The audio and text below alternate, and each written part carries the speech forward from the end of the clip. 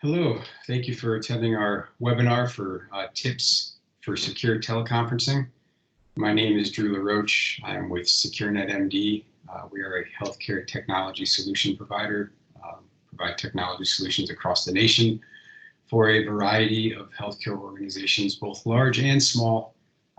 We've partnered with the Delaware Telehealth Coalition for this webinar and trying to help do anything that we can to kind of spread the word and help our clients, help our healthcare workers, anyone fighting this COVID-19 front line with anything that we can provide to help them.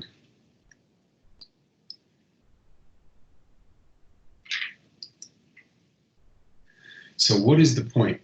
All right, so we in the past few weeks have had a nationwide push for teleworking. With a nationwide push for teleworking for something that we could not plan for results in a lot of unforeseen things, a lot of holes here and there from a security perspective. So we moved everyone remotely as quickly as we could, as fast as we could, as safely as we could. We purchased equipment as quick as we could when it was available, in trying to get everybody remote working. So we're going to talk a little bit about that, what it means and what we can do. We're also going to spend some time reviewing the Zoom application and a lot of the privacy and security stuff that we are hearing about it. Some of it's quite alarming, and we're going to give you some recommendations, that we have, and also what we can do to help just, secure video conferencing as a whole while we're pushing through this as a team. Also, what does telehealth look like after COVID-19? After we hit the peak and start coming down, what does telehealth look like? And we'll give you some of our thoughts on trying to navigate that. Then we're going to touch on some email security basics, what you guys can be doing, how you can be training your teams. Also some security basics, some new stuff that's been introduced to us with use of personal computers, teleworking, VPNs, things like that. And lastly, what can we really do to help? We need to make sure we're doing our part, because the last thing any organization wants right now is some type of malicious code getting into their system and wreaking havoc. So we're working to avoid that. We have enough stress in the world right now that we're dealing with, and one more layer that we can avoid will be greatly appreciated by all involved. So as I had mentioned, with this rapid onset of COVID-19, we just basically pushed our teams out the doors and said it's time to work remote. We'll follow up with you with the specifics of how we're going to do it. Some were more prepared than that, but I don't think that there was any company out there as prepared as they needed to be with this. It hit quick. We have been out of the office since March 12th, so we are coming up on a month being out of the office. Days do fly by, I'll tell you that. It's definitely a different experience working remotely, and I think everyone's kind of, settling into it now. It was definitely strange at first, but now it's somewhat, becoming somewhat normal, more normal than it was 2-3 weeks ago. And, now that we're kind of there, we've got our structure in place, we're kind of getting comfortable. We need to make sure that we're going back and looking at the security holes that we could have potentially opened up with pushing people out quickly. And I don't mean pushing people out, but moving our teams remote. So we deployed applications quickly. We probably deployed them without proper due diligence, vetting the project, application, making sure that it's going to do what we need, making sure it's secure, docs in place, and we'll get into that. And lastly, personal computers being used to access corporate resources. What can we do to help secure them to not introduce anything malicious into corporate networks.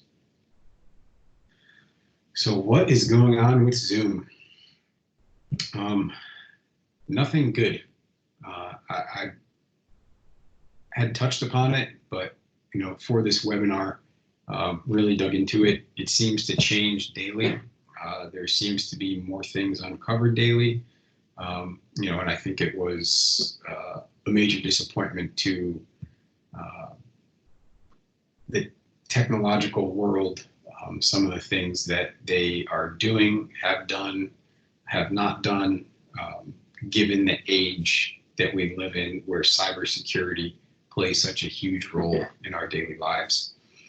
So some of the things that they were doing, we're just kind of run down the list here, and this was put together yesterday, so it's probably already out of date.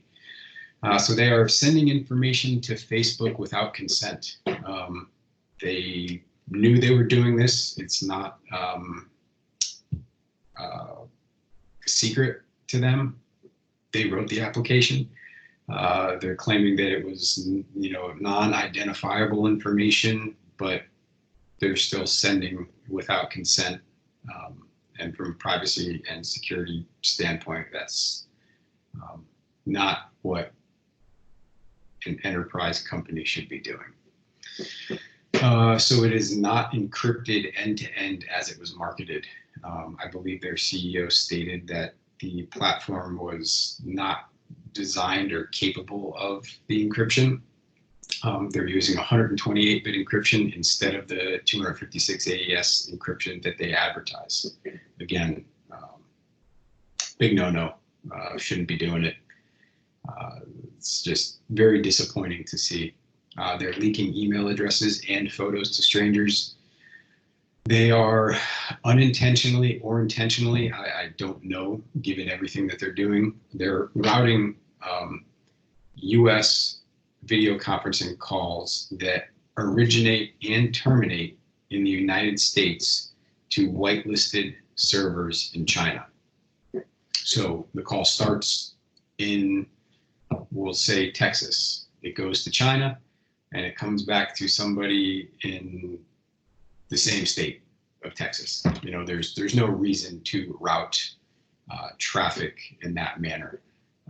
They do have a worldwide presence, so they have servers, all over the world, which is perfectly fine. But calls originating and terminating in a country should remain and be passed through servers of that country. There's been thousands of meeting recordings left open for all to see, download, watch. The application has proven that there's potential for webcam and microphone hijacking, so someone can basically get in and hijack your webcam, see what you're doing, take over your microphone. I don't know to what extent, if it's only during meetings or if it is just inherent risk of having the application installed on your computer. And we're also seeing it as a potential pivot point to gain unauthorized access to the actual network. So that they've been cases where Windows credentials have been stolen. So they're using it as an entry, as a doorway to get into networks. The last two terms have kind of been coined towards Zoom. So they have Zoom bots. These are applications that have been written. I don't know if it's been in the past few weeks or if they've been around for a long time, that are specifically designed to search the web and probably the Zoom servers for meetings that they can hijack. And these applications are turning up about 100 per hour or 2,400 meetings a day that they can potentially get into. Last is a Zoom bomb. This is unauthorized access by a bad actor to a meeting where they are displaying inappropriate content, writing terrible things on screens. This is, in large corporate meetings, in school, virtual school gatherings, where we're trying to do what we can to, continue to educate our children at this time when they can't be in school. And, not only is it terrible to think of that there's people out there doing this during this time, during, this just unprecedented time where the country is just, maxed out in every capacity trying to fight COVID, that these people are doing it. And it's, even that much more concerning that the company that, millions and millions of people rely on to perform this video conferencing have delivered us, this subpar product, in which they probably would have continued to do it had it not been exposed, or should I say they would have done it until it was exposed. So it could have been another year or two, or it could have been another couple months, but it's just these are very concerning things to see from someone who had this big of a footprint in the video conferencing world. So what's going on with Zoom clients? The FBI has issued warnings about using Zoom as a video conferencing tool, citing its major privacy and security shortcomings. The FBI doesn't just issue warnings about nothing. This is some serious stuff going on with Zoom. You have different states, specifically New York, but I think California as well, where the attorney generals have submitted inquiries to Zoom about what's going on, what information has potentially been breached, what do they have on their servers that they can divulge, just trying to dig in to see what we're really dealing with. The state of New York has also banned the use of Zoom for any virtual classroom use. So New York was using it across their state to deliver virtual classrooms to all the students. They have since banned this because of these huge privacy and security issues. And there's multiple class action lawsuits getting filed against Zoom as well. So what can we do to secure video conferencing? Our stance on Zoom right now, we would recommend to suspend use of Zoom if you're using it, if you're using it at all, but specifically if you're using it for any type of confidential reasons. So if you're talking PII, PHI, and any other confidential information, or if you're using it to, communicate, educate with minors, it's not worth the risk in our eyes because the risk is high. So everyone has different risk thresholds. If you have reviewed the list and if you determine the risk factors to be within your threshold and you decide to continue using Zoom, here's a few things that we can do to help secure it. And these go with any video conferencing application. So if you're using Microsoft Teams, WebEx, or there's a handful of other ones as well. A lot of these applications will give you a personal meeting ID. So that is a meeting ID that doesn't change. It's specific to your profile. It's the same link every time. Using the same link every time increases the chances that if it is exposed, then it will continue to be exposed. So we would recommend using the per meeting ID. You set up a meeting ID for every video conference that you're going to be doing. That helps to secure those individual conferences. Next, enable the waiting room feature. As a host, it's easier to just, whoever wants to pop in, let them pop in. But we can see what happens when we do that. So enabling that will require the host to allow whomever is in the waiting room to enter, so they can go ahead and look to see if it's someone that they're expecting. If it's not someone they're expecting, then they can leave them in the waiting room. You can disable the ability of any guests to join the meeting before the host. So they'll just stay in the waiting room. The meeting won't actually start until the host logs in. Make sure you can disable screen sharing for all guests. You can make other people hosts if you do need to see their screen. And last, or not last, there's some more on the next page. Once everybody is in attendance in your video conference, you can lock the meeting, which does not allow anybody else to join. Require a meeting password if possible. If your application supports it, it's just another means. So you have your unique ID per meeting. You have the waiting room feature, and then you have a password as well. So it's making it a lot harder for people to just walk in, I guess not walk, but jump into your meeting. For walking into a meeting, that means we're not social distancing, which we should be right now. Here's some other, kind of simple things. Don't share the unique ID publicly. If for some reason it does make it public, then create a new one. Don't use that one anymore. Use the invite-only option if that's possible. And finally, disable any file transfer settings. That will reduce the risk of anyone transferring files to your machine, to any of the guests. And there's no need to be able to transfer files during a video conference. If there is, then you can do it one-on-one with that specific individual.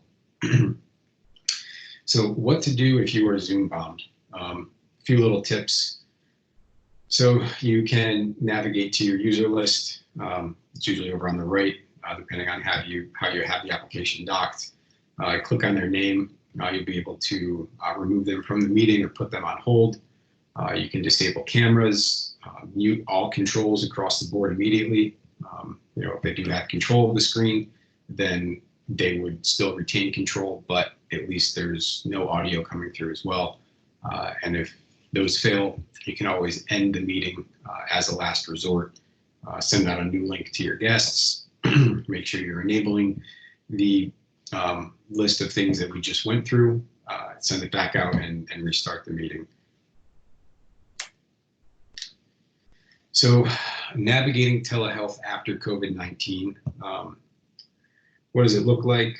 Where were we 3 months ago? Where are we now? Prior to COVID-19, it was a very slow adoption of telehealth and support from governments, insurance companies, patients. While we did see it becoming more and more, I don't think it was at the rate that, or reimbursement that we had hoped. So with this rapid onset and deployment of telehealth, we need to take a couple steps back when we have some time and really evaluate what we're doing, evaluate the tools that we're using. Are we using the right software? Did we deploy the application? Did the vendor deploy the application? Did we do it to industry best practices? Was it done in a secure manner? Are there things that we can do to further lock down the application and security of it? Have we done our due diligence, just all around? Do we have proper BAAs in place? Just things that we probably missed because of the urgency, and that's okay. The urgency was there, the need was there, the time to do due diligence wasn't. And now that we're starting to settle into our remote roles, we just need to make sure we're going back and doing what we need to do to make sure we're providing these telehealth services and video conferencing services in a secure manner. Also, patient buy-in moving forward. I'm not a healthcare provider, but as a patient, I'll kind of give perspective, and also from a cybersecurity point of view, you got to have buy-in from that. So we need to make sure that our patients understand that this is safer for them, for the healthcare providers during this time. It's definitely a change. A lot of patients like the encounter, like the interaction. So that's something that we need to work on delivering through telehealth, and really educating them on the importance of it moving forward. I'm extremely eager to get to the peak and start coming down, start putting this behind us, but everything that I read, everybody I talk to, it's going to be a long road until things are back to normal.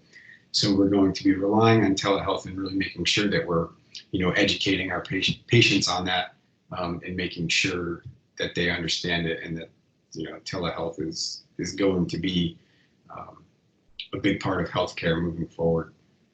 and in my non-medical provider opinion. So that wraps up the video conferencing telehealth portion. We're going to jump into some email security right now. And the reason that we're going to jump into email security is, one, it's always top of mind. It's something that we deal with every day. We get, tons of emails every day, some good, some bad, some get through spam filtering, some don't. But we're really seeing a big rise in the number of phishing attempts designed around providing information on COVID-19. So they're crafty. They'll do whatever that the bad actors can to get you to click on the links. Things about COVID-19 and vaccines, things that Bill Gates is doing. They'll write about it. Everyone's, I'm sure, heard of Bill Gates and the billions of dollars that he's pouring into doing his part from a philanthropist view to get this vaccine out and expedite it, whether it's days, hours, months, anything that he can do. So in doing that, people take advantage of it, and they'll write about it. They'll put anything in an email and put COVID-19 on it to try to get you to click on it. We've seen a large uptick in these phishing scams, an uptick in malware being deployed through them. So we really want to make sure that it's being communicated out. I'm sure that your IS teams have been sending out emails. One of the things that we have been doing for all of our clients that we provide phishing services for is we've designed these COVID-19 phishing campaigns in our training exercises for them, and we schedule them to get pushed out to all the team members via email. And if the team members do click on it, one, it will report back to management who's clicked on it, and also bring them to a web page that provides them training around email phishing, what to look for, why they shouldn't have clicked on it, to try to have them have a security approach and thought pattern while they're looking through email. Go to websites directly rather than clicking on links. If you get an email from your bank, you get an email from Amazon, get an email from your EHR, just go to the website directly, go to the login. There's no need to click links in emails. People are extremely crafty with making them look very relevant, very authentic, and it's easier just to go straight to the website. If you don't know who the email's from, be extra cautious. Ask your service desk too if you're unsure. They would much rather you ask than not ask and click on it. It's a much bigger headache introducing something that spreads through the network than a simple phone call and saying, hey, I got this email, what do you think? So some security basics. With this rapid remote teleworking situation that we're in, Windows 7, a lot of people had worked it out of corporate networks. It was end of life in January. There's still a lot kicking around, and probably still a lot in homes that have not been upgraded yet. So we really need to do end of life Windows 7 now. Get those machines upgraded. It is a huge security hole. Microsoft's not providing security patches anymore for it. We need to do our part to not introduce those systems into any type of corporate environment. Ensure systems are being patched. This includes operating systems, antivirus, web browsers, video conferencing applications, home firewalls in place, making sure firmware is upgraded, use of VPN to encrypt traffic, whether this is corporate or a residential service. There are many out there, but your IS department should be able to provide you some type of VPN to encrypt that traffic out, or let you get back access into the network. If you do use a residential VPN service, basically it's just creating a VPN out to block your IP address and encrypt all that traffic that you're sending over the internet. Passwords, use secure passwords, use two-factor authentication when available. It's just an extra layer. So if your password is exposed, then you have that two-factor authentication to be your fail-safe. Use of web browser antivirus extensions. We deploy WebRoot with our managed services. They have a antivirus extension which scans websites and provides, again, that additional layer of security for websites, as well as the main application on the desktop. So digital hygiene, really what we've just talked about is good digital hygiene. We have, as a nation and world, completely revamped our personal hygiene to fight against COVID-19. So, things like not touching your face, rubbing your eyes, nose, keeping your hands washed, those same type of things we need to do in the digital world as well. And those same types of things are the ones that we just went over. Companies are stressed full circle. Healthcare, restaurants, technology, manufacturing, everybody. People are busting at the seams. People are getting sick. People are trying to put out product as fast as they can to help support healthcare environments. So doing our part to ensure digital security is just as important because, and I mean as end users, not me, but end users doing everything that they can to operate in a secure manner. A computer infection could take down a large part or all of the network system. And, during this time, that would just be an additional layer of stress, a huge, undertaking for our information services teams, and something that we really need to avoid at all costs so we can fully focus our attention on providing support to the healthcare systems that need the computer systems to help fight COVID. So, I hope that these are some relatively simple tips that we can do and spread around to help keep our computer systems clean and healthy.